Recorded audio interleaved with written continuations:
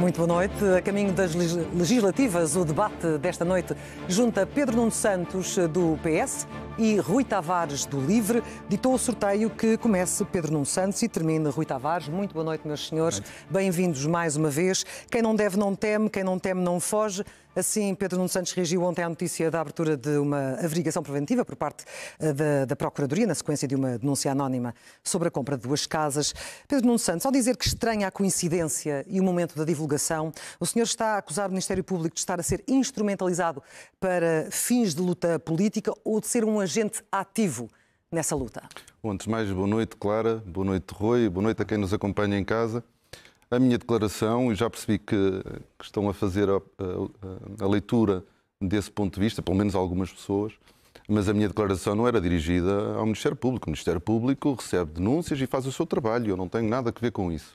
Eu estava-me a referir às denúncias, que obviamente acho que qualquer pessoa percebe que as denúncias anónimas tinham um objetivo político. Acho que tinham mesmo 2 objetivos.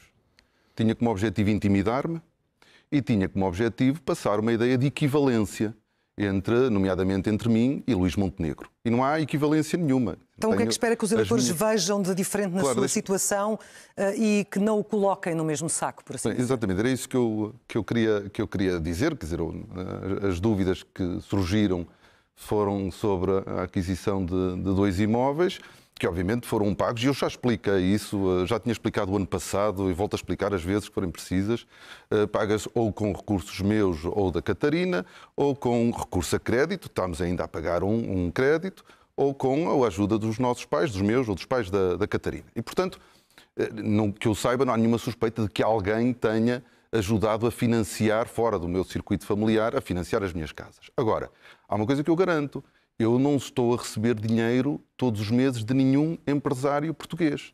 Eu não fiz a reestruturação de uma empresa que fatura 7 milhões de euros e tem um resultado líquido de 12 mil euros por 240 mil euros. Eu não fiz nenhum parecer favorável a nenhuma empresa de construção civil que está a exigir ser paga por trabalhos a mais à Câmara Municipal, que supostamente era suposto defender. Eu, caso fosse advogado, arranjaria todos os argumentos para defender a Câmara Municipal ou a empresa para onde trabalhava. Não existe, portanto, nenhuma equivalência e é um péssimo serviço que prestamos à democracia quando tentamos fazer de conta que somos todos iguais.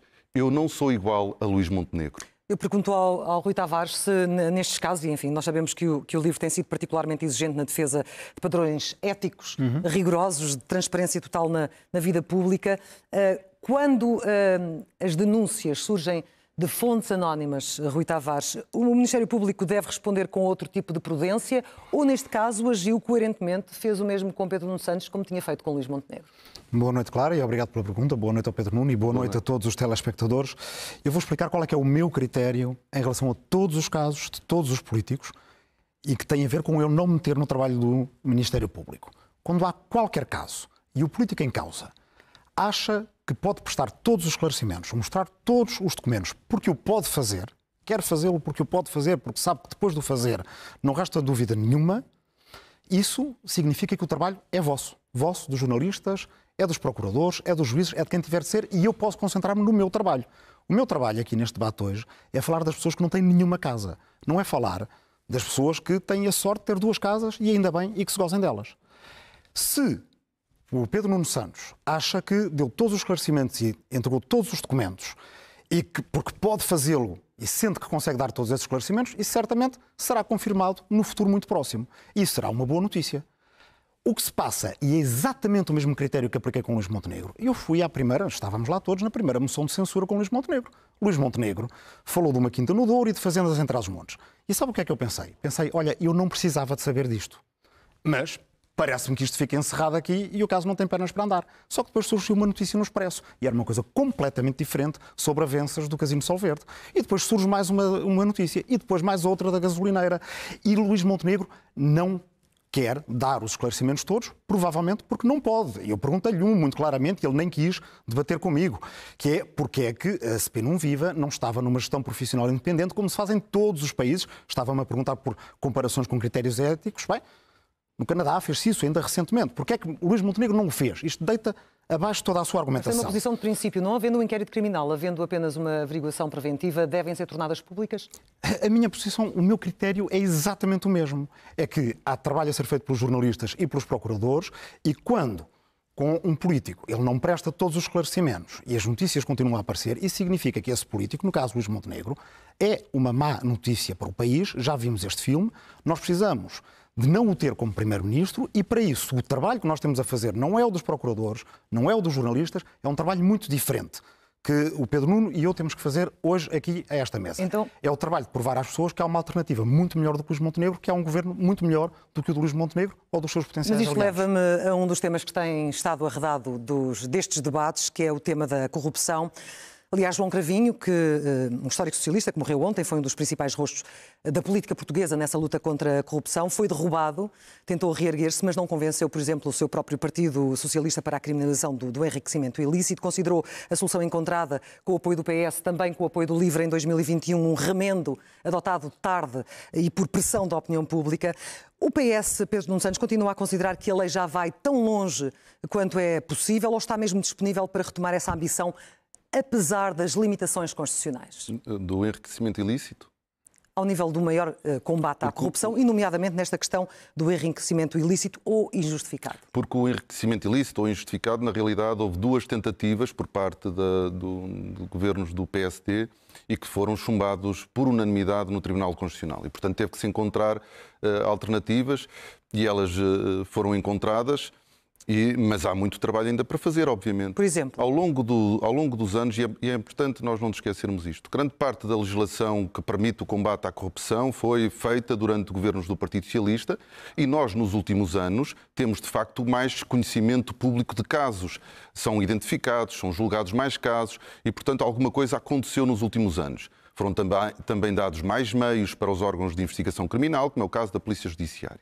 Agora, é possível, nós temos diplomas, propostas que já apresentamos para a regulamentação do lobbying, para garantir o registro da pegada legislativa, com quem se reuniu, quando, quer dizer, nós termos esse registro que permita prevenir, porque aqui o que nós temos que conseguir é garantir a prevenção. Depois, no própria celeridade dos processos, nós temos uma justiça que, desse ponto de vista, é lenta e nós achamos que é possível reavaliar o caráter suspensivo de alguns recursos, rever alguns prazos e tentarmos, de facto, perceber onde é que há atrasos que permitam uma justiça mais célere, mas, obviamente, que o combate à corrupção é um combate importante, sem tréguas, e o Partido Socialista esteve sempre nesse combate e continuará a estar, como é evidente. No que é que o LIVRE alinha com o Partido Socialista neste combate à corrupção e no que é que está desafinado? Ou que outro caminho pode dar prioridade, Rui Tavares? Bem, Portugal tem uma encruzilhada à sua frente.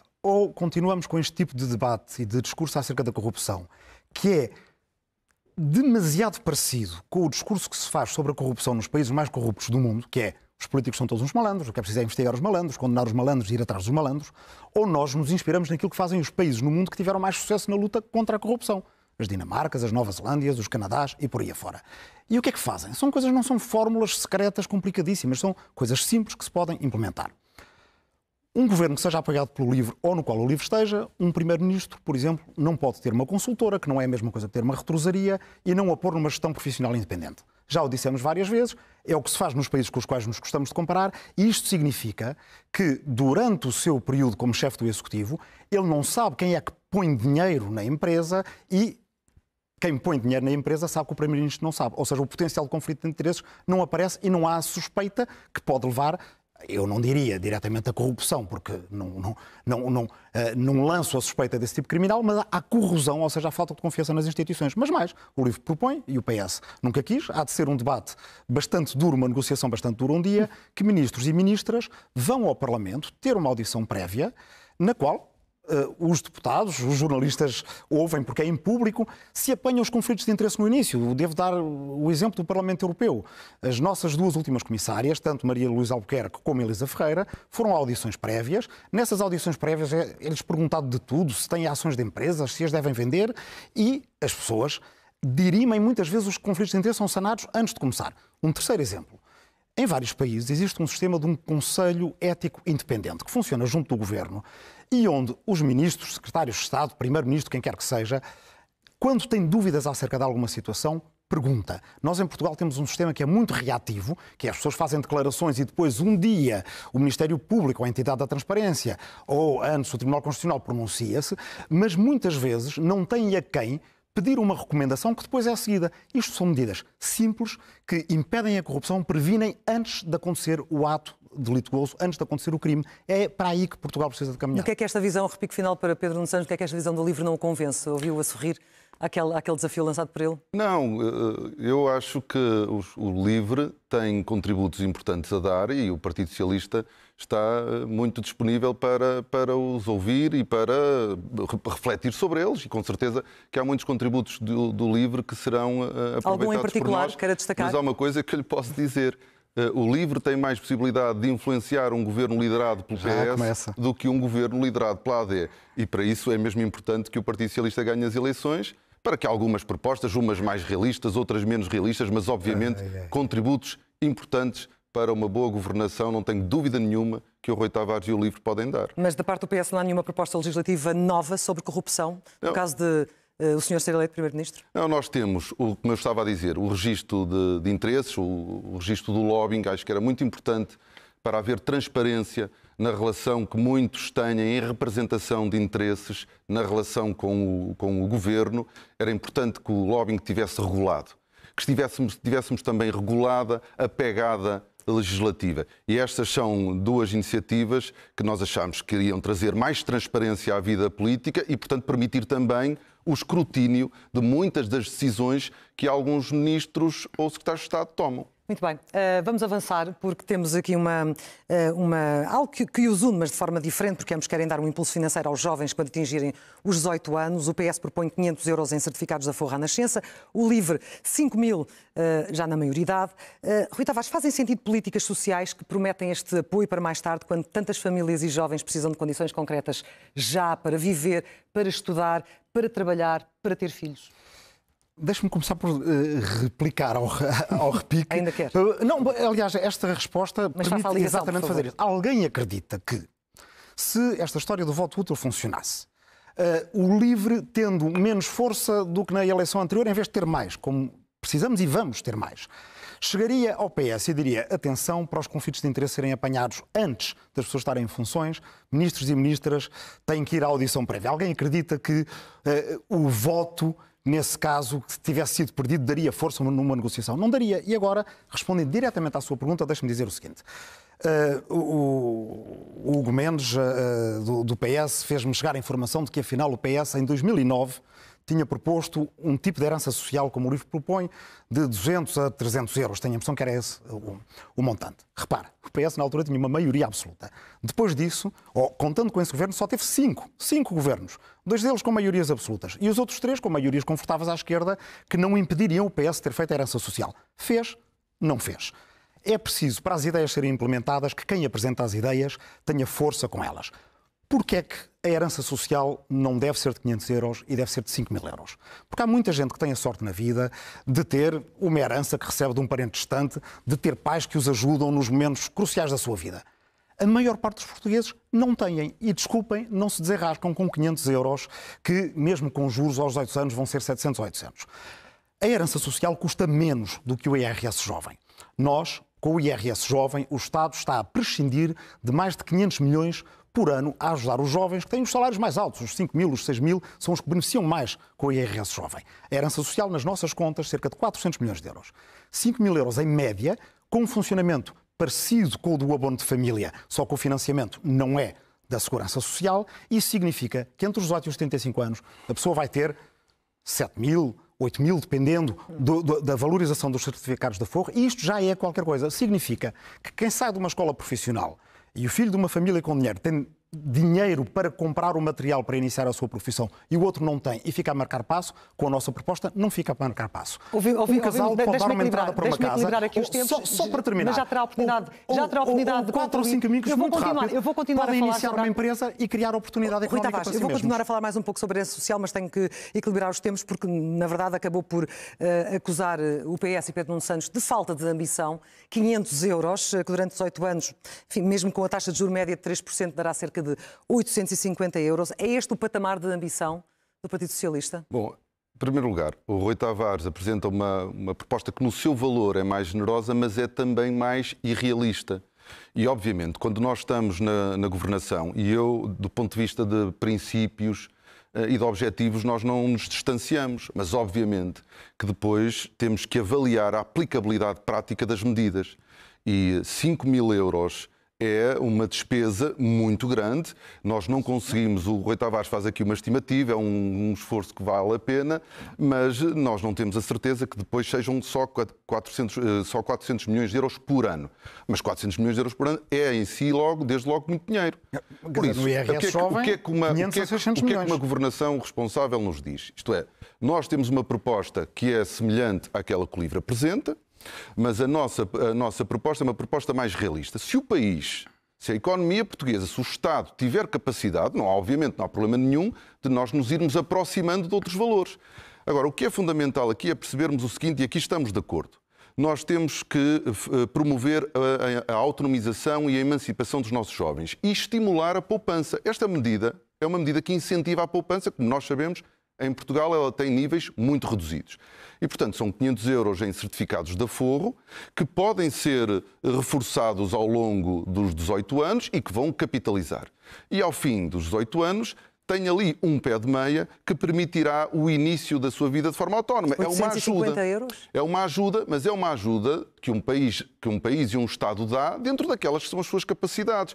Nós também gostávamos de que fosse mais, mas obviamente nós temos que olhar para a capacidade financeira de um Estado e apresentar propostas que sejam realistas, porque senão depois então aí é que perdemos a confiança dos portugueses e das pessoas que o Rui Tavares tanto quer. Mas naquilo que é verdadeiramente essencial, a preocupação do LIVRE nós partilhamos e, portanto, o Rui Tavares falava de governos anteriores. Em governos anteriores, com exceção de 2009, que depois teve a crise que se conhece, os governos posteriores não tinham esta proposta. O Partido Socialista hoje tem esta proposta. Uma proposta do lado do LIVRE, financiada, segundo diz o Rui Tavares, através da tributação das grandes fortunas e das grandes heranças. Também é uma proposta irrealista neste sentido? Não, nós não permite financiar a totalidade desta medida. Se compararmos com o que fizeram em Espanha, nós não somos contra. Aliás, chegámos, julgo eu, a viabilizar uma recomendação, um projeto de resolução para que haja uma taxa, vá lá, daquilo que se chamam os super ricos, mas como é evidente, estamos a falar de pessoas que têm uma grande facilidade de transferência de capital entre fronteiras e por isso é que deve ser uma taxa supranacional decidida a nível europeu. Obviamente que ela não se perspectiva que dê as receitas que permitam financiar esta proposta do Rui Tavares. Que resulta em que valor, no seu entender, Rui Tavares?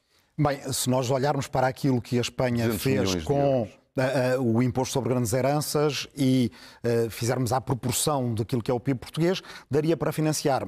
E foi assim que propusemos nas últimas eleições. Mas, entretanto, aconteceu uma coisa séria, que foi Portugal decidiu investir, o Estado decidiu prescindir de recursos, e aí o PS e o PSD, em modalidades diferentes, concordaram nisso, com o IRS jovem. E aqui eu pergunto, porquê é que devemos beneficiar todos os anos, em muitos milhares de euros, os jovens que têm salários mais altos e não beneficiamos uma vez na vida os jovens, aqueles que nem sequer chegam a pagar IRS, são da classe média ou da classe média baixa. E aí não é só uma diferença de valor, é que 850 euros aos 18 anos não dá para pagar a propina do mestrado. E 8.500 euros aos 18 anos é investimento. Era esta a diferença que há bocadinho a Clara não me deixou acabar. Se 4 ou 5 amigos pegarem na sua herança social e criarem com isso a empresa, onde está o jornalista, onde está o sonoplasta, onde está o tradutor, onde está o designer, isso significa potencial económico criado para eles e para o país. Essa empresa dá dinheiro, faz negócios e paga impostos. A herança social é apenas dar aos jovens da classe média baixa, aqueles que não têm heranças a receber de família, a mesma oportunidade que muitos que têm heranças a receber de família e depois constroem as suas empresas, e ainda bem, também têm, mas nós queremos que seja para todos, e isso lanço uma pergunta final. À mesa das negociações, quem é que vocês querem que tenha mais peso? Aquele que defende os 500 euros ou aquele que defende os 5.000 euros? Eu sei o que é que os jovens querem. Pedro Nuno Santos? Eu estava a ouvir o Rui Tavares e nós temos que conciliar este incentivo à poupança, mas também com o alívio fiscal ao dia de hoje. E aquilo que nós percebemos, agora pela declaração de Rui Tavares, é que o Rui Tavares defende um aumento do IRS pago pelos jovens. Ora, nós não éramos a favor da proposta de governo, houve uma negociação, como estão recordados, o IRS baixou para os jovens com o voto do PS e nós não queremos voltar atrás, como é evidente, e não queremos aumentar o IRS dos nossos jovens. E, portanto, dentro da capacidade financeira do Estado, porque não é só esta medida que nós vamos apoiar os jovens. Nós precisamos de receitas públicas para investir na habitação, para apoiar a habitação para os mais jovens. Isso implica recursos públicos e não há recursos para tudo. Nós não podemos enganar as pessoas criando a ilusão de que é possível haver recursos para tudo. E, portanto, nós devemos fazer as coisas com cautela. Nunca é para os mais pobres. Com cautela. Não é verdade isso. Porque as nossas medidas são mesmo dirigidas à maioria esmagadora do povo português e o Rui Tavares sabe. Só que, obviamente, eu estou a notar a diferença entre dizer-se que os 600 milhões do IRS jovem, isso não é questionável, e 400 milhões para todos os jovens é questionável. O Partido Socialista pode ser confrontado com a governação, com ter de apresentar um orçamento de Estado. Isso implica que nós tenhamos de ser responsáveis. Aquilo que eu quero dizer a quem vai confiando no LIVRE é que nós temos propostas que, do ponto de vista dos princípios, se aproximam, não se distanciam, mas nós temos, obviamente, um projeto que é mais realista. Mas, sobretudo, mesmo que o nosso projeto esteja aberto a ser influenciado pelo LIVRE, ele só conseguirá ser influenciado se o Partido Socialista ganhar as eleições. E isso implica que não haja dispersão de votos. E eu não quero ser... Isto na chantagem. É as pessoas todas... Normalmente, quando se diz, é porque é. Não, eu vou explicar porque é que digo isto. Porque os cidadãos todos têm de fazer as suas escolhas com consciência. E, obviamente, que há um conjunto de círculos eleitorais onde os votos no LIVRE não deram e muito dificilmente darão a possibilidade de eleger um deputado, mas que no Partido Socialista tinham permitido derrotarmos a AD. E neste caso, se o Partido Socialista tivesse formado governo, muito mais facilmente o LIVRE e o Rui Tavares poderiam ser ouvidos e influenciar a governação. Rui Tavares, esta última sondagem, já que o tema está em cima da mesa, vou aproveitá-lo. Esta última sondagem conhecida hoje dá um sinal de que o LIVRE já possa estar a ser penalizado pelo voto útil? Bem, nesse caso seria uma péssima notícia, porque era que o voto útil não serve para absolutamente nada. Porque seria preciso esmagar. Está a funcionar. Seria preciso esmagar, fazer desaparecer os partidos todos à esquerda e ainda assim, nesta sondagem, o PS não chegava lá. Vamos a duas coisas diferentes. Primeira, negociações orçamentais. Eu sei qualquer coisa sobre isso e, aliás, com o próprio Pedro Nuno Santos. É verdade, conta o passo ferroviário. Eu lembro perfeitamente que me disseste que era impossível. Em audição parlamentar está gravado. E lembro que falámos depois e que eu percebi qual era o teu problema. Que era, não querias que a CP fosse descapitalizada, coisa que Luís Montenegro agora não garante. E conseguimos fazer uma boa proposta. A Isabel Menos Lopes e o Frederico Francisco sentaram-se à mesa, desenharam uma ótima proposta. Só que eu estava no governo, Rui. Pois é, mas se eu não estivesse na oposição, eu não consigo integrar as tuas propostas. Se eu não estivesse no Parlamento, essa ideia nem tinha lá chegado. E hoje em dia, quem é que se gaba dela? Estou eu a responder, se faz favor. Não, peço. Hoje em dia, quem é que se gaba dela? Quem se gaba dela é Luís Montenegro, que lhe chama passo ferroviário, até lhe chama passo rodoviário verde. Isso não existe ainda, mas vai existir, porque nós queremos um verdadeiro passo de mobilidade. E isso significa também que aquela premissa que é o LIVRE só influencia se o PS estiver no governo ou ficar em primeiro lugar, não é real, porque também vemos o PS a querer-nos roubar as ideias, podem roubar todos, há mais de onde estas vieram. Mas eu quero responder diretamente a uma questão aqui. Não é verdade que nós saibamos já, como o Pedro Nuno Santos tem dito, o que é que o Presidente vai fazer no dia 19 de maio. Claro, não é verdade, não é verdade, porque tenho aqui uma notícia do Expresso, do jornal desta casa, que diz o seguinte: Marcelo já decidiu não dará posse a nenhum governo sem garantias de que poderá entrar em funções plenamente com o seu programa viabilizado no Parlamento.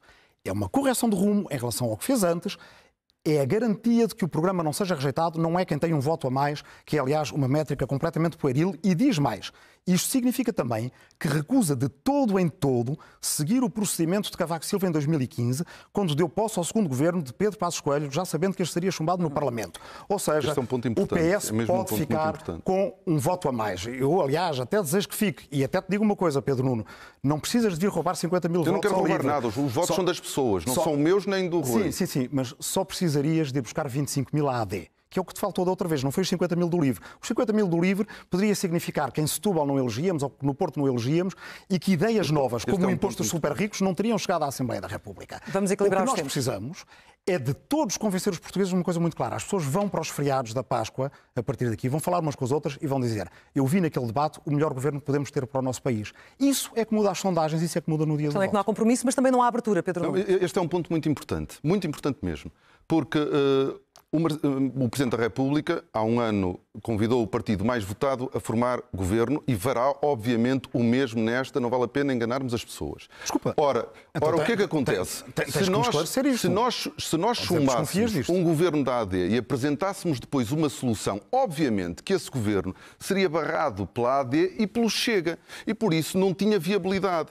Por isso é que é tão importante que não haja dispersão de votos, que o Partido Socialista possa vencer as eleições e formar um governo. De outra forma, Rui, nós não teremos governo. Eu não estou a dizer para as pessoas não votarem no LIVRE. O que eu estou a dizer é que há vários círculos eleitorais onde o voto no LIVRE não dá direito à eleição de voto. Isso acontece com o Bloco de Esquerda.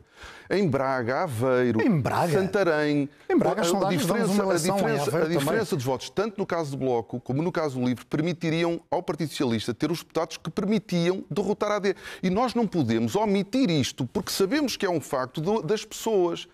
Nós temos todas as condições para ter um governo europeísta, que nos aproxima, ecologista, que nos aproxima, que defende um Estado social sólido. Isso aproxima-nos. Obviamente que o Partido Socialista, que foi governando ao longo tempo, tem um projeto que é mais prudente do ponto de vista financeiro e orçamental, mas aberto as vossas despesas são mais do que as nossas. Aberto aos votos com tributos, como o Rui Tavares há pouco disse, sobre o Paço Ferroviário Nacional, quando eu era Ministro das Infraestruturas. Mas, senhores, já ficou mais ou menos esclarecido. Eu no final ainda lhe vou dar tempo para há aqui um detalhe importante, claro, se me permitir, clarifico já, porque é quando estamos no argumento. Eu não preciso que o Pedro Nuno Santos adote os meus argumentos, mas preciso que os argumentos do Pedro Nuno Santos façam sentido por si só. Bem. Qual é que é a diferença aí de ter um voto a mais, ser chumbado pela direita mais o Chega, mas aí a direita mais o Chega teriam que apresentar uma proposta de governo que todos dizem não é não, nunca é nunca, ou então estamos a enganar as pessoas, e peço desculpa, o que está aqui é o que o Presidente da República apresenta como condição para formar um governo. Portanto, de qualquer forma, todo o discurso do voto útil, e mesmo um mês antes das eleições, é um discurso que parte de uma posição mais derrotista. Pedro Nuno, desculpa dizê-lo. Vamos fechar este assunto. Nós precisamos é de convencer as pessoas a que temos a melhor solução de governo. Vamos fechar este assunto. Queria fazer um repique final. Eu acho que, sinceramente, acho que ficou claro. Nós precisamos de derrotar a AD. Quem quer derrotar a AD, obviamente, que sabe onde é que não pode expressar os votos, onde é que tem que concentrar os votos. Eu não vou estar a insistir mais nisto. É muito importante que os portugueses sintam que é possível ter uma vida melhor e com maior justiça em Portugal e que nós temos o projeto que dá essa resposta. Temos as pessoas com a competência, com a experiência e temos as soluções para dar resposta aos problemas dos nossos jovens, dos mais velhos. Deixe-me lançar então o último tema, porque temos falado dos mais jovens, pouco se tem falado dos mais velhos, Pedro Nuno Santos, e deixe-me afunilar aqui na questão do complemento solidário para idosos, das pensões mais baixas. O PS fala em proteger os mais vulneráveis, manter a CSI pelo menos em linha com o limiar da pobreza. Por que razão não fixa já esse valor no programa? Acha que seria importante? O PS, a AD, aliás, propõe elevar o CSI até 870 euros até 2029. Qual é a meta do PS? Bom, o complemento solidário para idosos é um instrumento que foi criado pelo Partido Socialista, que teve sempre a oposição dos governos do PSD e que tem como objetivo exatamente retirar os idosos que estão na pobreza da pobreza. E essa é a função do complemento solidário para idosos. E nós não podemos desvalorizar a dimensão contributiva da segurança social. Por isso é que a nossa aposta ao longo dos anos é ir reforçando o CSI, mas sempre que podemos fazer aumentos extraordinários que permitam aumentos permanentes nas pensões que resultam do regime contributivo.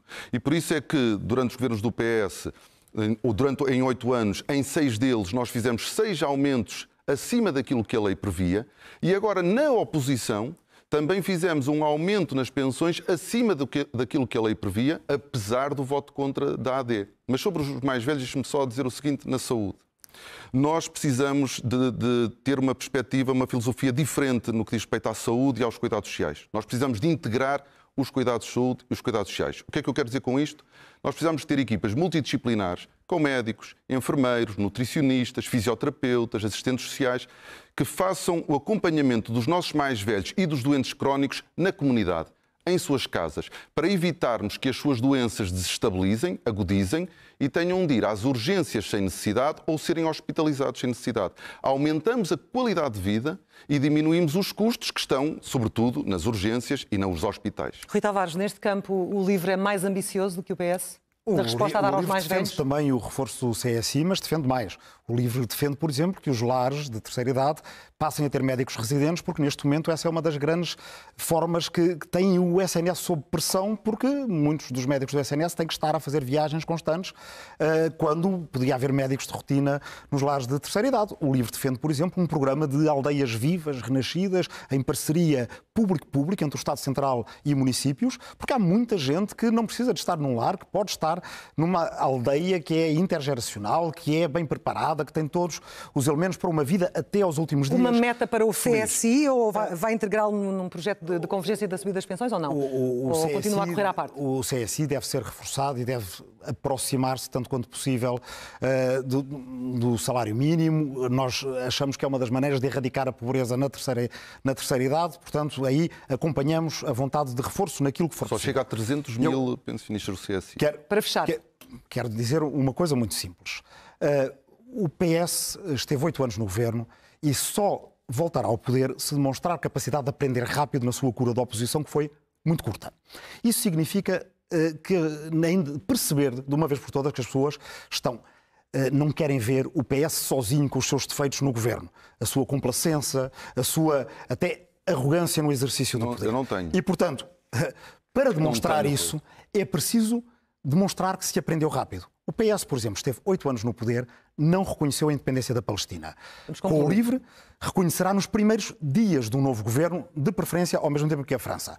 A verdade O Rui sabe que comigo, na liderança do PS, apresentamos tiveram uma oportunidade. proposta. Não, está bem, mas eu não era líder do PS. Do PS, já durante este genocídio em Gaza, o LIVRE apresentou uma proposta reconhecendo a Palestina, o PS não a quis fazer. Depois ficam sempre naquela história do ontem tínhamos feito, apresentamos, se não tivéssemos saído do governo. Bem, está bem. Rui, tu sabes que nós já apresentamos. Desculpa, eu também não acredito na história do Montenegro. Nós já apresentamos. A garantia sou eu. Eu não acredito em garantias, eu acredito em capacidade negocial, em peso negocial. Rui Tavares, temos de fechar o nosso tempo, já terminou. Em que a fasquia ética seja elevada, em que haja investimento na habitação e na educação e não haja privatização do SNS, em que o apoio à Ucrânia seja forte, em que haja uma voz na Europa, uma voz portuguesa na Europa, que diga claramente a Trump e a Putin que quem manda na Europa são os europeus e que a Palestina seja reconhecida nos primeiros dias do novo governo, o LIVRE é parte da solução. Muito obrigada, Pedro Nuno Santos. Muito obrigada, Rui Tavares. O próximo na SIC Notícias realiza-se já na próxima segunda-feira. Frente a frente estarão André Ventura, do Chega, e Mariana Mortágua, do Bloco de Esquerda, com moderação de Nelma Serpa Pinto. Boa noite, bom fim de semana.